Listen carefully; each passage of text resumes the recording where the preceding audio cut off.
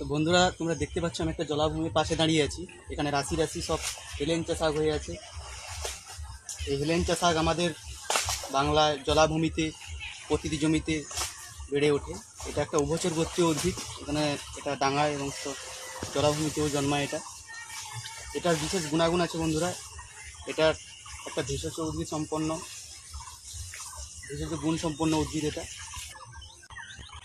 তো এই উদ্ভিদটাকে আমরা রান্না করে খাই। এটা গুণ সম্পন্ন উদ্ভিদ একটা। আর হচ্ছে এটাকে আমরা বাঙালিরা মুখরোচক হিসেবে চপ করে খাই এটা।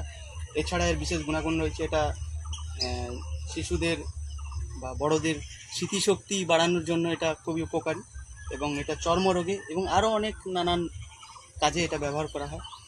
বন্ধুরা, আমি কাছ থেকে এই উদ্ভিদটাকে দেখানোর চেষ্টা করবো একটু।